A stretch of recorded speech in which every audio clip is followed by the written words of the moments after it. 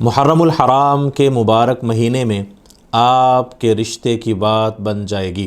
اگر آپ چاہتے ہیں کسی ایسی جگہ رشتہ کرنا جہاں آپ پسند کرتے ہیں، آپ پسند کی شادی کر رہے ہیں، لو میرج کر رہے ہیں، آپ یہ چاہتے ہیں آپ کی جلد از جلد شادی ہو، محرم الحرام کا یہ بابرکتوں والا مبارک مہینہ آپ کے لیے بہت ہی عظیم مبارک سفر کا سبب بن جائے، تو پھر آئیے ہم یہ ایک وظیفہ، ایک خاص ذکر، اس کو ہم اس مہینے میں کرتے رہیں۔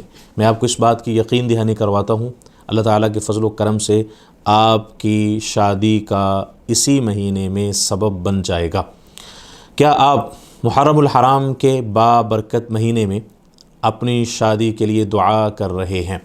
تو پھر آپ رشتوں میں تاخیر یا رکاوٹ یا ناموافق حالات کی وجہ سے پریشان ہیں، محرم الحرام اسلامی سال کا پہلا اور عظمت والا مہینہ ہے جسے اللہ تعالیٰ نے حرمت والے مہینوں میں شامل فرمایا ہے۔ یہ مہینہ توبہ، دعا، عبادت اور اللہ تعالیٰ سے اپنی جائز حاجات مانگنے کا بہترین موقع ہے۔ اسی حوالے سے دعاؤں کا سلسلہ کیسے جاری رکھا جائے، آج کی سپیچ، آج کی ویڈیو ان حضرات کے لیے بہت مفید اور مؤثر ہے جو مسلسل ناکامی کا شکار ہیں اور مایوسی کا شکار ہیں۔ وہ وظائف کر کر کے تھک چکے ہیں، بہت کچھ انہوں نے کیا، انہوں نے وسائل کو اختیار کیا، مگر اب بھی مسائل ہیں، مسائل میں گرے ہوئے ہیں۔ تو پھر یہ ایک عمل کو آپ اپنی زندگی کا معمول بنا لیں، یہ صرف اور صرف محرم الحرام کے مہینے میں ہی اس کو آپ نے جاری رکھنا ہے۔ آپ میری سپیچ کو آخر تک دیکھیں تاکہ مکمل طریقہ آپ کو سمجھنے میں اور اس کو فالو کرنے میں آسانی ہو۔ کمنٹ میں ایک مرتبہ اللہ کا نام لکھیں، اللہ کی مدد اور نصرت ہمارے ہر کام میں شامل ہو جائے، ہمارا ہر کام آسان ہو جائے۔ شرکیہ حرکات سے بچیں، تعویذ گنڈوں سے بچیں اور غیر شرعی طریقوں سے اپنے آپ کو بچا کر قرآن و حدیث کی روشنی سے آپ اپنے مسائل کا حل پائیں۔ الحمدللہ وکفی وسلام علی عبادہ الذین اصطفی، اما بعد۔ آپ ہمارے چینل کو بھی سبسکرائب کر دیجئے تاکہ مزید ویڈیوز بھی آپ تک پہنچتی رہیں۔ آئیے ہم چلتے ہیں محرم الحرام کی بابرکت ساعتوں، بابرکت لمحات اور گھڑیوں کی طرف، اور ہم نے محرم الحرام میں کیسے اعمال، اذکار، وظائف کو اپنانا ہے اور کیسے ان کو ہم نے کرنا ہے۔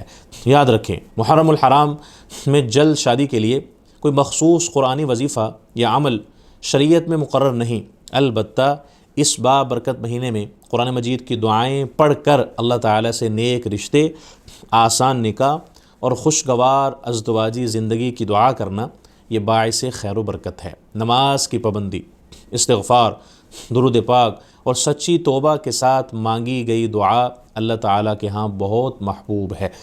اب ہم نے اس وظیفے کو دیکھنا ہے، وہ کون سا وظیفہ ہے جس کا ذکر میں آپ کے ساتھ کرنا چاہتا ہوں۔ تو آئیے پھر ہم محرم الحرام کے روحانی فضاؤں میں اللہ تعالیٰ سے دعا کریں، وہ ہمارے لیے نیک، دیندار اور بابرکت شریک حیات عطا فرمائے اور نکاح کے تمام جائز اسباب کو آسانی کے ساتھ پایہ تکمیل تک پہنچائے اور ہماری زندگیوں کو سکون، محبت اور رحمت سے بھر دے۔ تو آپ یہ ایک دعا کو صرف پڑھتے رہیں، جب بھی نماز پڑھیں ہر نماز کے بعد کم از کم آپ اس دعا کو 11 بار پڑھ لیں۔